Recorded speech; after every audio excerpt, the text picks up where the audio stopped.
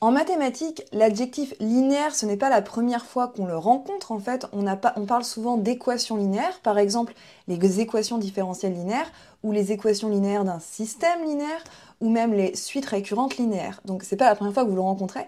Et maintenant qu'on a défini ce que c'était qu'une application linéaire, on va pouvoir en fait donner une définition rigoureuse et générale. Considérons E et F deux cas espaces vectoriels. Ce qu'on appelle une équation linéaire, eh bien c'est une équation du type phi de x égale b, où ici c'est x votre inconnu. Phi c'est une application linéaire justement de E dans F, et b c'est juste un vecteur de F. L'équation phi de x égale 0, c'est ce qu'on va appeler l'équation homogène associée à cette équation linéaire. Et par définition, en fait, les solutions de cette équation homogène, eh bien c'est tout simplement les éléments du noyau de phi.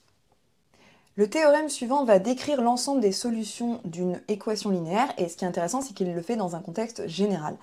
Si on note cet ensemble de solutions grand S, donc l'ensemble des x dans E tel que phi de x égale b, et s'il est non vide, alors je peux trouver une solution particulière, c'est-à-dire un xp dans E tel que phi de xp égale b.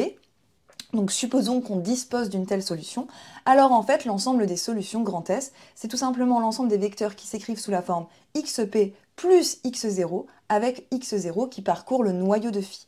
Autrement dit, on a l'équivalence, x est une solution si et seulement si x est de la forme xp, une solution particulière, notre solution particulière, plus x0, où x0 est dans le noyau, c'est-à-dire x0 est une solution de l'équation homogène.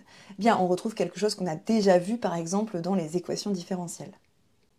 Ce qui est intéressant avec ce théorème, c'est qu'il décrit l'ensemble des solutions d'une équation linéaire de manière générale. Donc qu'on soit en train de regarder des équations différentielles ou alors un système linéaire, eh bien on a toujours ce même principe. Démontrons-le.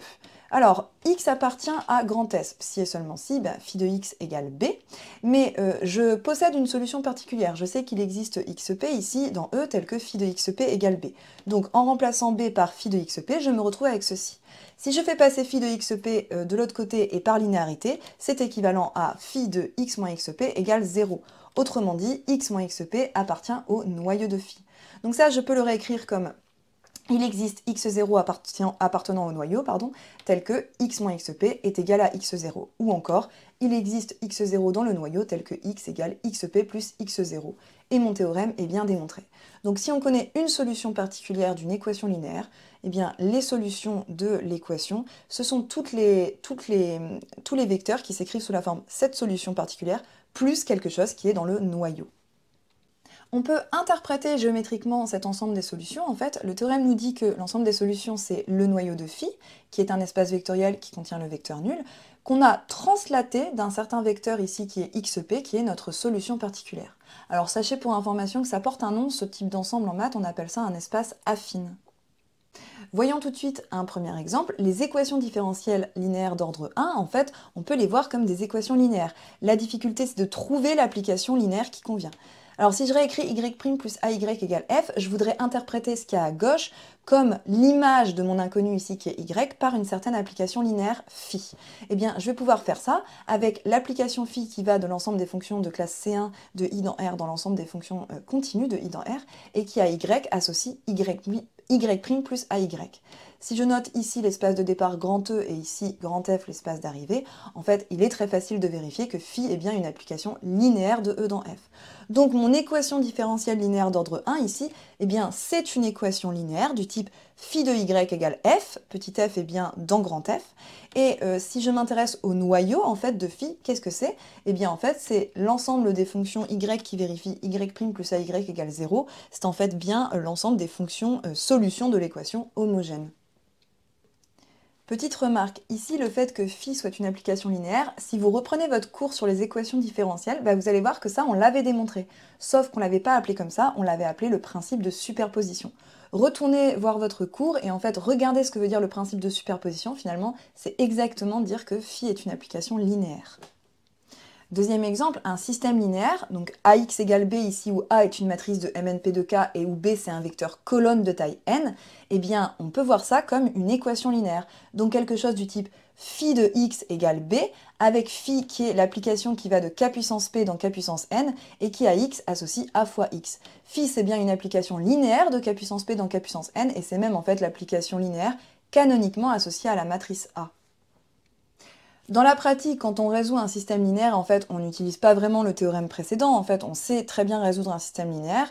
On utilise l'algorithme du pivot de Gauss. Par contre, ce qui est intéressant, c'est que quand on regarde l'ensemble des solutions, en fait, quand on résout un système, on va obtenir quelque chose du type x égale un certain vecteur, plus une combinaison linéaire de vecteurs, où on a fait passer les variables auxiliaires en paramètres. Et quand on décrivait ensuite l'ensemble des solutions, on disait par exemple ici dans le cas où il y a deux paramètres, que c'était un plan dirigé par ces deux vecteurs ici et passant par ce point-là.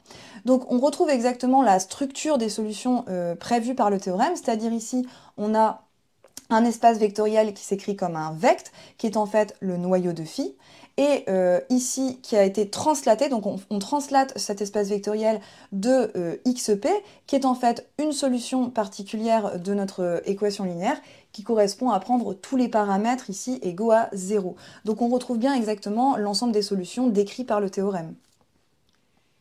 On va terminer cette vidéo par un petit exercice où, là, vous allez le voir, le théorème va vraiment s'avérer utile.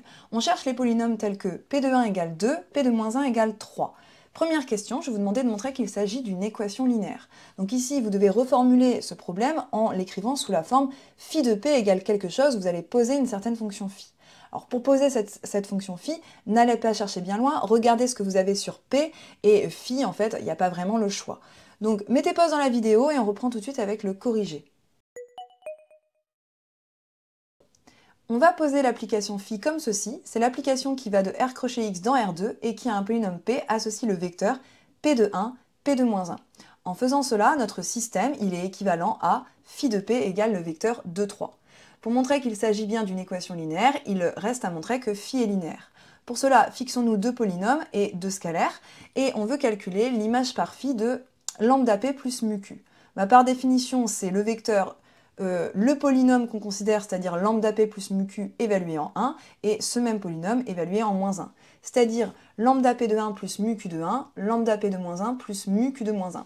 Et en sortant nos constantes, on a lambda fois le vecteur p de 1, p de moins 1, plus mu fois le vecteur q de 1, q de moins 1, c'est-à-dire en fait lambda phi de p plus mu phi de q. On a bien démontré que phi était une application linéaire, et donc on doit bien résoudre une équation linéaire ici. On a une équation linéaire, donc en fait on va appliquer le théorème qu'on vient de voir dans cette vidéo, et pour cela on va commencer par résoudre l'équation homogène. Finalement, en fait, ce que je vous demande ici dans cette question, c'est de déterminer les vecteurs dans le noyau de votre application phi. Avec un peu de culture sur les polynômes, je prétends qu'on peut donner une description explicite de ce noyau. Allez-y, mettez pause dans la vidéo et on reprend avec le corrigé. Déterminons le noyau de phi. On va se fixer un polynôme et on va travailler avec des équivalences. P est dans le noyau si et seulement si p de 1 égale 0 et p de moins 1 aussi. C'est-à-dire si et seulement si x moins 1 divise p et x plus 1 aussi. C'est-à-dire si et seulement si x moins 1 facteur de x plus 1 divise p. C'est-à-dire qu'il existe un polynôme q tel que p s'écrit sous la forme x carré moins 1 fois q. Voilà, on a déterminé le noyau, c'est l'ensemble des polynômes qui s'écrivent sous la forme x carré moins 1 fois un certain polynôme. Passons à la troisième et dernière question. Je vais vous demander de déterminer une solution particulière, puis de conclure à l'aide du théorème.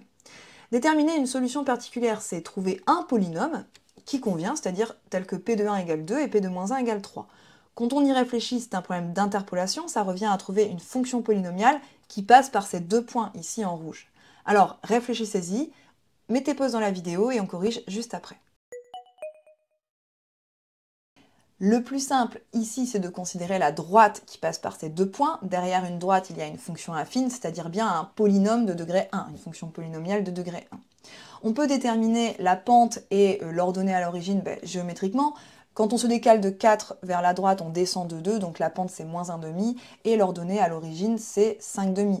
Autrement dit ici, le polynôme r égale moins 1,5 de x plus 5,5 est bien solution particulière. D'ailleurs, quand vous évaluez en 1, vous trouvez bien 2, et en moins 1, vous trouvez bien 3. Alors si on ne le trouve pas de cette manière-là, on peut toujours poser un polynôme r égale ax plus b et chercher a et b pour que r soit solution particulière. On veut r de 1 égale 2, r de moins 1 égale 3, c'est-à-dire a plus b égale 2 et moins a plus b égale 3, et en fait a égale moins 1,5 et b égale 5,5 conviennent. Donc le polynôme r égale moins 1,5 de x plus 5,5 est bien une solution particulière de notre équation linéaire. Finalement, on a résolu l'ensemble, on a résolu l'équation homogène, hein, on a trouvé le noyau de phi, on a une solution particulière, on va pouvoir conclure l'ensemble des solutions, c'est l'ensemble des polynômes qui s'écrivent sous la forme moins 1 demi de x plus 5 demi, notre solution particulière, plus x carré moins 1 fois q, avec q un polynôme, puisque ça, c'était l'ensemble, c'était notre noyau. Ici, dans cet exercice, le théorème s'est révélé particulièrement utile. Pourquoi? Parce que autant avec un second membre égal à 2, 3, bah, on ne savait pas trop comment faire, on ne sait pas résoudre ça en fait.